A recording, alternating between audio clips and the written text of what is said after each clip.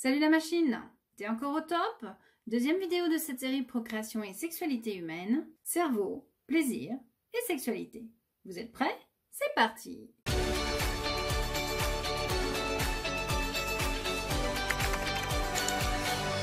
On appelle sexualité l'ensemble des mécanismes physiologiques qui concourent au rapprochement des deux sexes et à la reproduction. Chez l'homme, la sexualité correspond à l'ensemble des activités qui, par l'union des sexes et le rapprochement des corps, aboutissent au plaisir physique et psychique, qu'il y ait désir de procréation ou pas.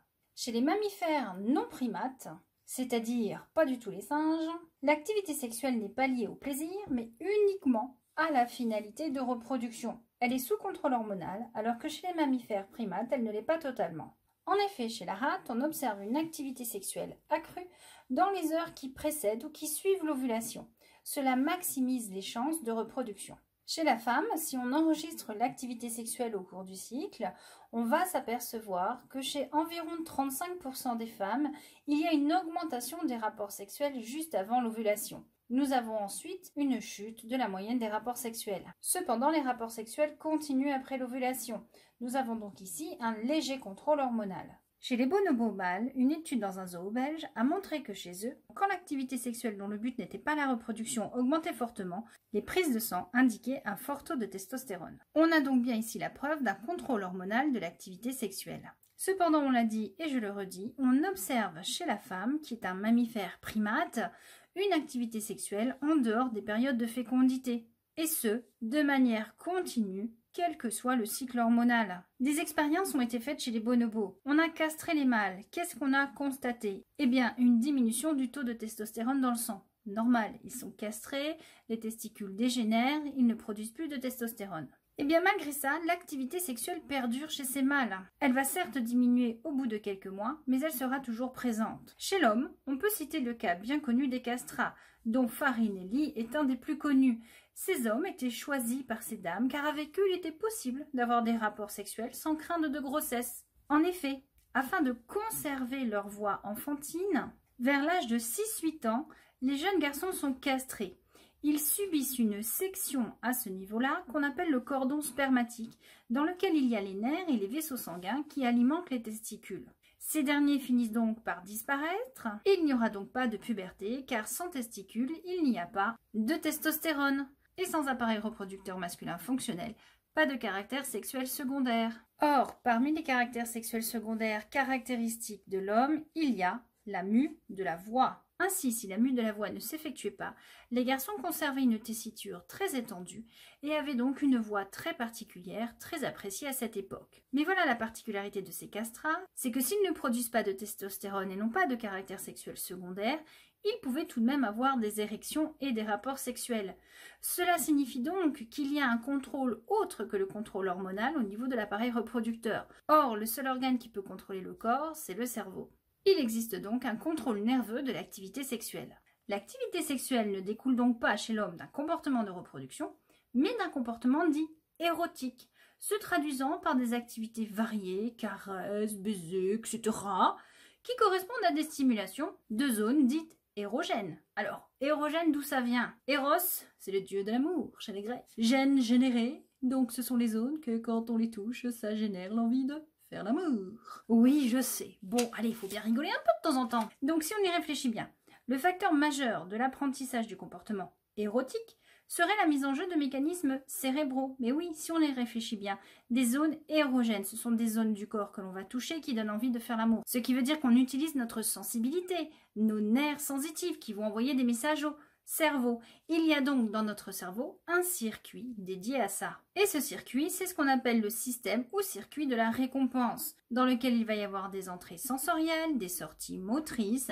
et toute une série de parties du cerveau qui sont activées.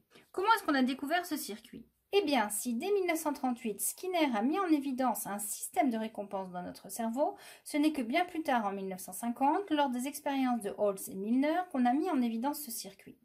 À cette époque, ils testaient le centre nerveux de la vigilance de rat.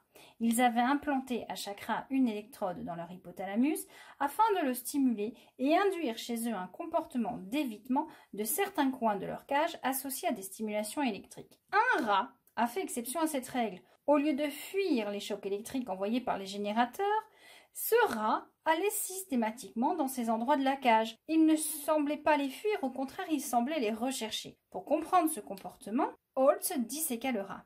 Et il s'aperçut que l'électrode n'était pas plantée dans l'hypothalamus, mais dans une zone voisine, le septum. Il réalisa donc une deuxième série d'expériences en plantant cette fois les électrodes dans le septum et en proposant au rat une pédale qui déclenchait les impulsions électriques.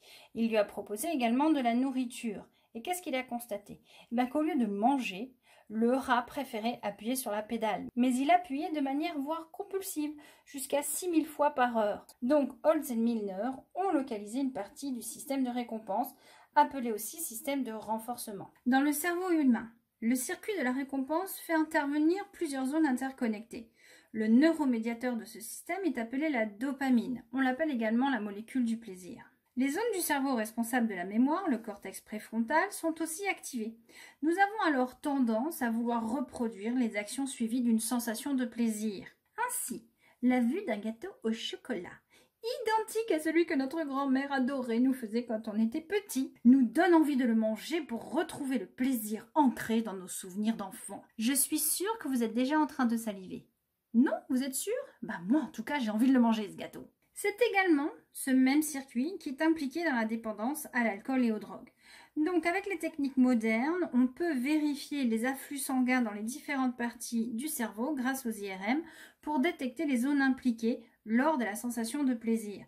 Et notamment, c'est l'aire tegmentale ventrale qui va être principalement activée. C'est dans cette aire que confluent des informations en provenance d'autres zones du cerveau qui informent sur le niveau de satisfaction des besoins fondamentaux. L'aire tegmentale ventrale transmet ensuite cette information au noyau accumbens et à d'autres régions, ce qui aura un effet de renforcement sur le comportement permettant de satisfaire les besoins fondamentaux. Plus vous jouez aux jeux vidéo et plus vous gagnez, plus vous avez envie d'y retourner, vous ne pouvez plus vous en passer. Oui, c'est de sa faute, celle-là.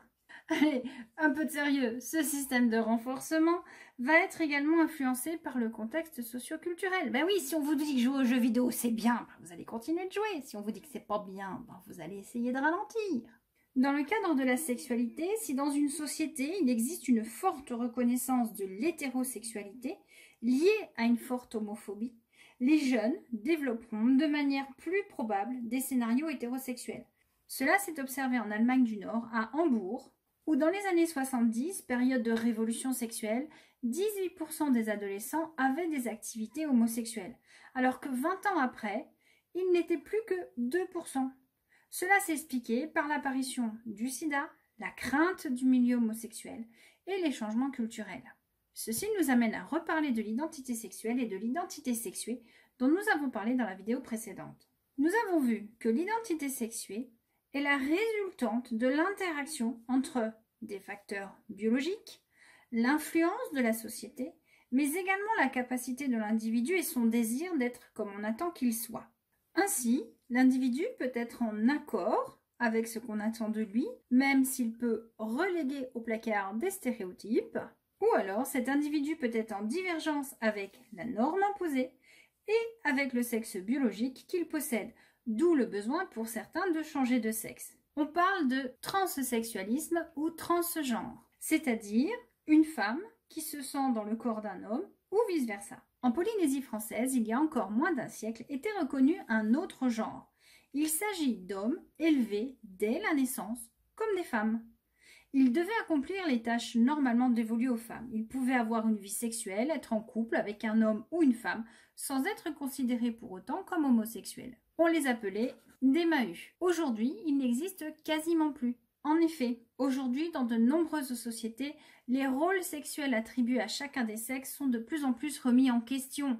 L'image du stéréotype de la femme au foyer des années 50 est largement dépassée. En France, les lois sur l'égalité des sexes soulignent cette évolution, brisant les stéréotypes, le plus souvent dévalorisant pour le sexe féminin. De même, les sociétés modernes reconnaissent de plus en plus la liberté à chacun de son orientation sexuelle, qu'elle soit en lien ou pas avec son identité sexuée. On peut se sentir un homme et aimer un homme, on peut se sentir un homme et aimer une femme, on peut se sentir une femme et aimer un homme, comme on peut se sentir une femme et aimer une femme.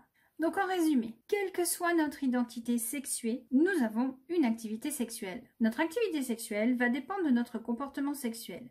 Celui-ci peut être de reproduction, sous contrôle hormonal, ou érotique, sous contrôle nerveux. Dans ce cas, il y a intervention des zones érogènes et du système de récompense. Notre activité sexuelle va dépendre également de notre orientation sexuelle. Nous pouvons être hétérosexuels, c'est-à-dire être attirés par un sexe opposé.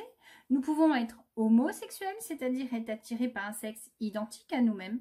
Ou nous pouvons être bisexuels, c'est-à-dire aussi bien être attirés par un homme que par une femme. Ainsi, le plaisir qui sera dégagé pendant nos actes de sexualité va donc dépendre des zones érogènes, du système de récompense, mais également si nous respectons notre orientation sexuelle. Vous aurez donc compris que la sexualité, le plaisir qu'on peut en retirer, va dépendre non pas seulement du champ biologique de la sexualité, mais également du champ social et du champ psycho-affectif. En effet, si les stéréotypes agissent sur notre identité sexuée, ils vont également agir sur notre orientation sexuelle. Les courants de pensée concernant la sexualité de notre société peuvent également agir sur notre orientation sexuelle. Enfin, dans le champ psycho-affectif, nous ne pourrons prendre du plaisir que si nous acceptons de réfléchir à nos doutes, si nous acceptons nos désirs, si nous nous autorisons à vivre et si nous apprenons à mieux nous connaître.